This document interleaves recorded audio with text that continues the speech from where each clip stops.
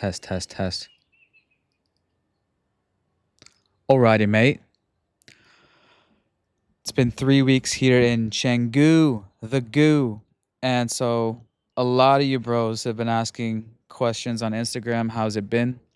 So about time I do a little video. This will be podcast style. I just have some notes on some questions, including the 3 pro tips that you should know if you're coming here that are top of mind. And this has to do with Bali belly. Very common question I get. Now, I've been to Bali many times, 6, 7, 8, 9 times separately. During COVID, I did a 6-month stint. I've done 2 6+ month stints, plus 3 other 1-month stints in Bali. And this is probably like my 6th or 7th stint. It's long story short. Yes, I'm liking it. I'm going to be doing 4 months here until the 4th of July when I visit home, family as usual. The 3 pro tips that I tell everyone when coming to Bali, always, my friends, my family, and really anyone when they're traveling to a new country or traveling abroad, to any other country, is probiotics. So a month before you travel to a new country, especially Bali, be taking probiotics. Basically, you want to have the strongest gut possible. That's going to make it the least likely that you're going to get something like Bali belly, or just get a natural travel sickness, travel stomach sickness. What does this happen from? This happens from natural changes in the bacterial flora that's everywhere, all around us. Okay, so if you have a strong gut, it's just going to be able to happen to take that easier, stronger gut. Number 2, to go along with that, is right when you get here, make sure you keep taking probiotics. When I got here for the first 2 weeks, my stomach just felt off. I didn't get Bali belly. I wasn't sick, but when you can just feel your stomach just feels off. This ties into pro tip number 2. Oh, fuck. All right, I'm testing this new mic. A little bit windy. Hopefully it's not too bad. I don't know when that cut off, but I have to hand hold it now because it's not working with the battery pack connection thingy. Holy shit, look at the sunset. Not too bad. Okay, I don't know when that cut off, but when you get here, start taking probiotics. What worked for me is taking my daily protein powder. Find one that has probiotics in it. Shit. So the one I found was called Prana On. Now this is a vegan protein powder. I couldn't find any of the whey protein powders that have probiotics and digestive enzymes in them. I started taking that as my daily protein powder, and my gut is good. Okay, going on to the next one is find your food. So we all know when we come to a new city, finding your staple food. So in Bangkok, for example, my staple is Paleo Robbie, 5-star meal prep, delivered to my house twice a week. We got the grass-fed steak boxes, protein boxes, and all that good stuff. So my staple is taken care of. So when you get here, feel free to do a bunch of research on what your meal prep place you want to choose. Right now, what I've found is my favorite is Motion Cafe. I found their steak to be the best. Their sirloin steak, juicy, delicious. Build your own protein box type of thing.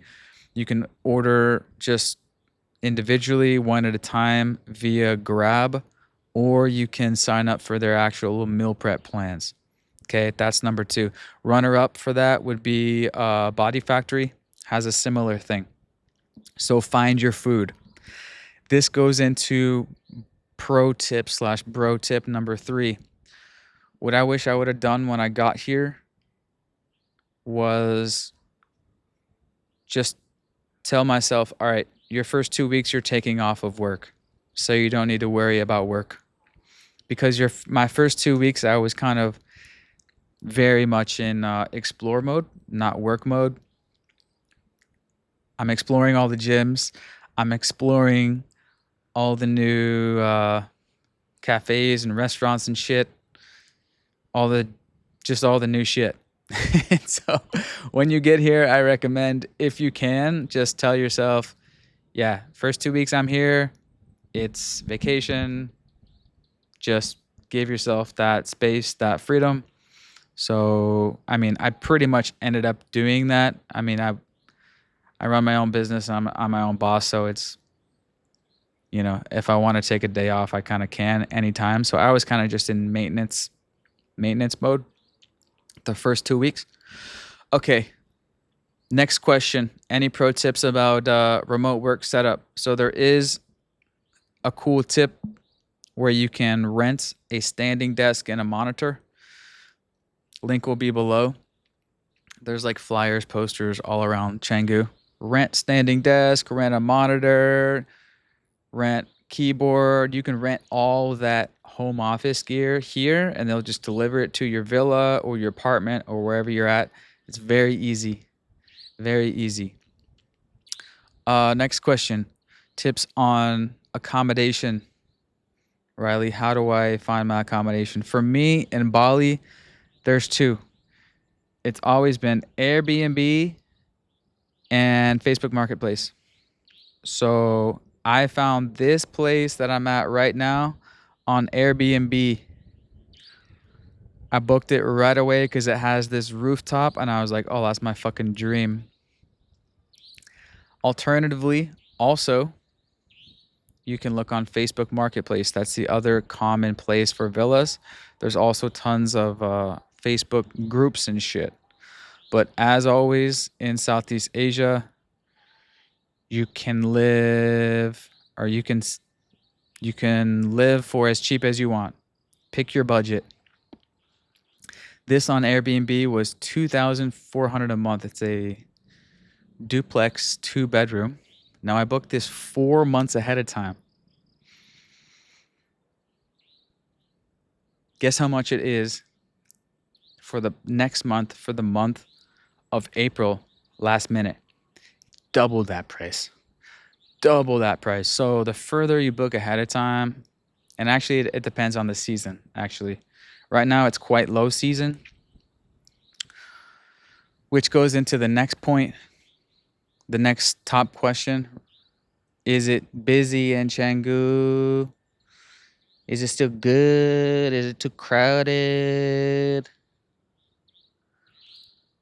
And first of all, like I just mentioned, it's quite low season. It's like lowest of the low season. So take this with a grain of salt. But like, obviously, it's still tons of people. I mean, in any popular city you go in the world, there's going to be tons of people.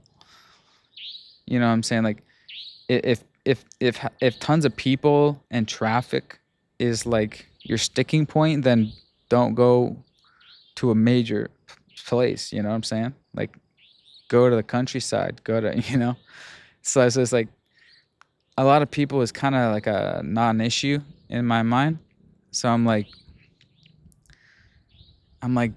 bro, like, if you want to be here, if you want to come to Canggu, then come. Like, if you want to be here, you're going to be here. If you don't want to be here, then don't come.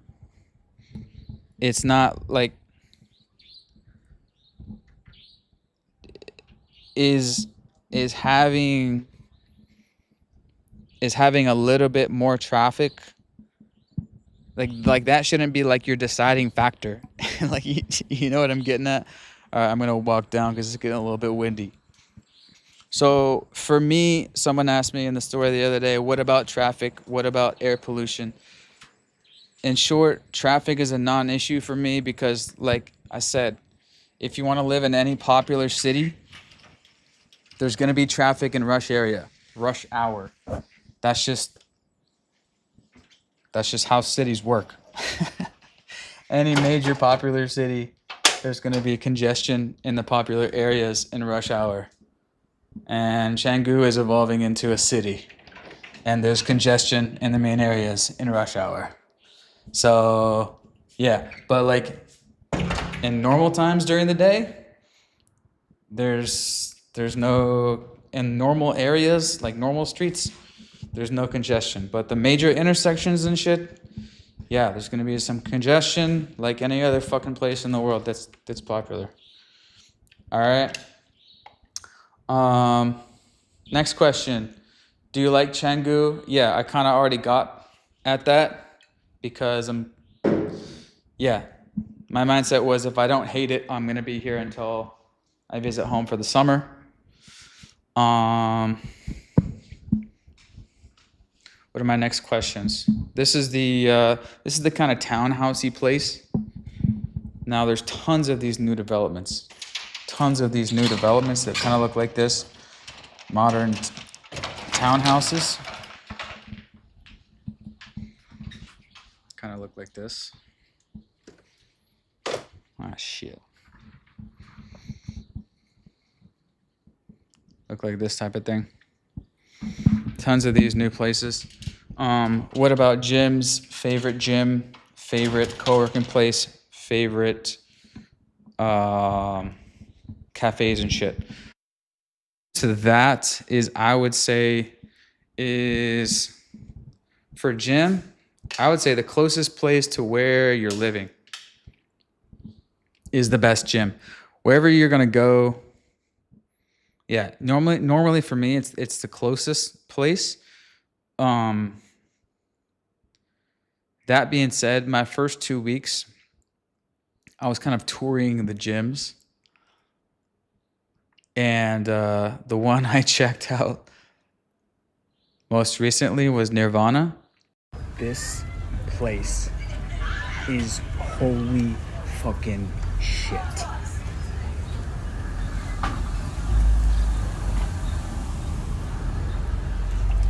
Next level.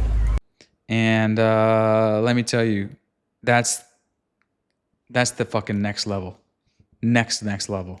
I've never someone said it could be the best gym in the world. It's like a country club. It's a place where you don't have to leave, in that there's 2 work cafes.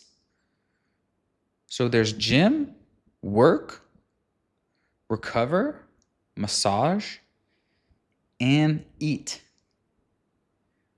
And there's classes all day, strength and conditioning, like HIIT classes, boxing, yoga, mobility. So it's the type of place that you can literally go in the morning, bring a change of clothes or not, and just be there all day. And that was the first gym that I toured that is kind of like that. And I was wondering, when is someone that's going to do that? So that's kind of yeah, it's fucking epic as fuck. Yeah, it's insane. So Nirvana, yeah. But like the thing is, I might just keep doing I might want to keep trying different gyms because there's so many dope gyms. And I keep exploring. And so I'm probably just gonna do like day passes here and there for a little bit. Until I decide, like, all right, I've checked out everything. I'm down to get like a monthly membership and come here on the reg, because it's not just about the gym. It's about the people. It's about the crowd, right? I'm a big fan of the classes. So like pretty much every gym has high rocks classes, like multiple times a day, as well as other classes. Pretty much every gym has a schedule of group workout classes. I've been traditionally a CrossFit guy, so I'm a big fan of going to the group workout classes. It's a scheduled time of day. It's like, all right, tomorrow I'm going to go to the boxing class at 10 a.m. Fucking Thursday, I'm going to go to the High Rocks class at 10:45. As a digital nomad and a self-employed person, that's why I traditionally like CrossFit, because it's that one scheduled thing in your day. It's that one kind of staple in your day. That being said, oh fuck, this thing is stupid. You press this, it mutes it. Still trying to find my, ideal workflow. One of the things, not just about Bali, but Southeast Asia, is the time zone. So my daily flow is up around 8, 9, 10, 11. Today it popped up at 8. Some days I'll pop up at 10, 11. Depends if I had late calls. In the day is pretty much free. Gym, cafe, coffee work, sauna, whatever. In the evening, 8, 9, 10, I may have 1 or 2 or no calls with my American team. So that's the agency life schedule out here. Okay. And you're going to see, yes, I did buy 2 party boxes for my apartment here because that's the setup that I love. It's some of the best ROI. I mean, if you're a music head, I love them. Absolutely love them. Wake up in the morning, bump music, and I can carry this into my shower. That's the cool thing about them. Just take this, bro.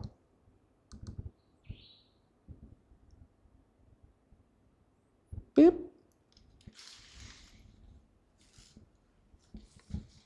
Into the shower. And both of them sync up, by the way. So it's like a home theater system if you're watching YouTube or Netflix, but you can take one of them and have your power shower hour. So pro tip. And you can buy these party boxes at the mall in Denpasar. It's about an hour in a grab. Motorbike, easy to get. What else am I forgetting? Anyways, that's my quick rant update on Bali. Facebook Marketplace, Airbnb. Overall, yeah, dude, Bali's fucking tropical paradise. What more do you want me to say? I'm calling it Canggu 2.0. There's just so much more developments since I was here last 2 years ago. So much more gyms, cafes. It's just the evolution. It's just the evolution. I was telling Bobby the other day, like, Bali is crazy because it's free market accelerated in the health and wellness industry.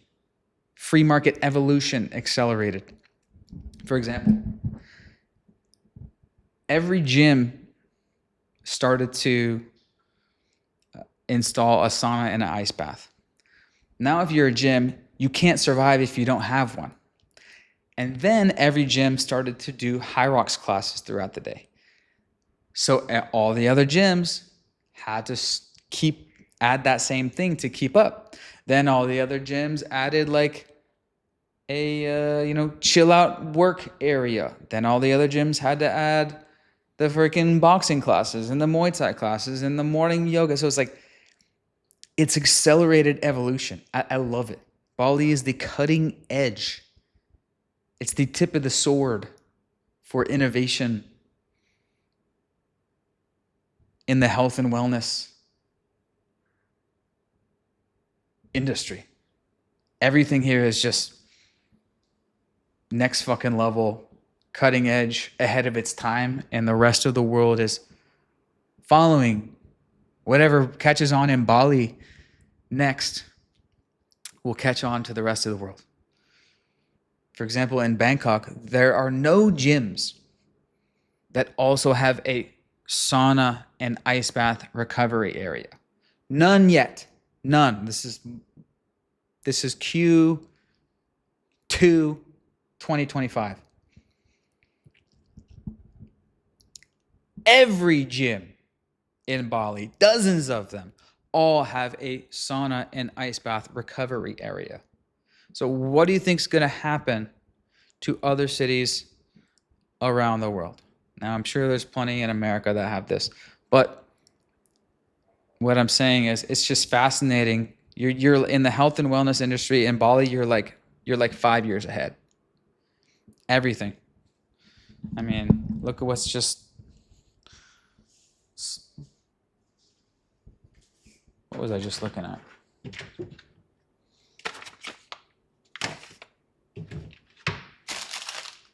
Obviously, all your natural organic supplements.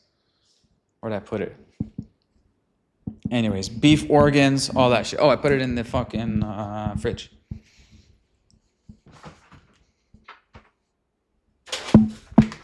You can get your beef organ supplements. You can get your steak. Oh, about why don't we check it out? Joe Rogan Podcast. Check it out.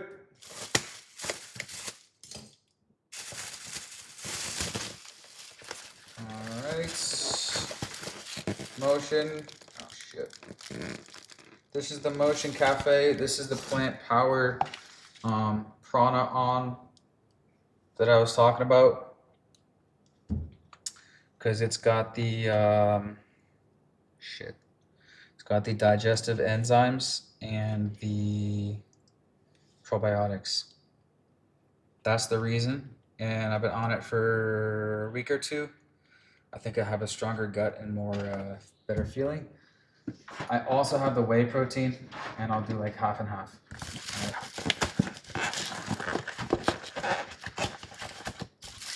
All right, hold the fuck on.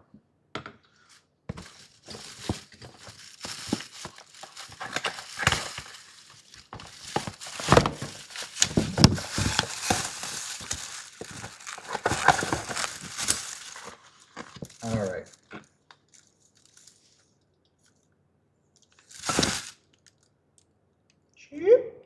So what we have is poached egg plus beef tenderloin. In Asia, they use scissors to cut. I don't have a good knife in here. Something like that with poached egg. Over here, you have the rice and the avocado.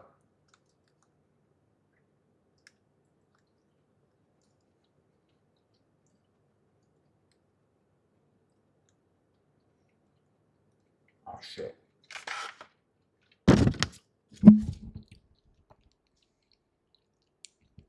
All right. I'm starving now. Today I did freaking sauna and sprinting on the beach, and 2 hours of coffee work in a cafe. In summary, TLDR, yeah, Bali's great. That's what's on top of my mind. And if you're rolling through, hit me up. Gotta go. Hope this mic didn't suck.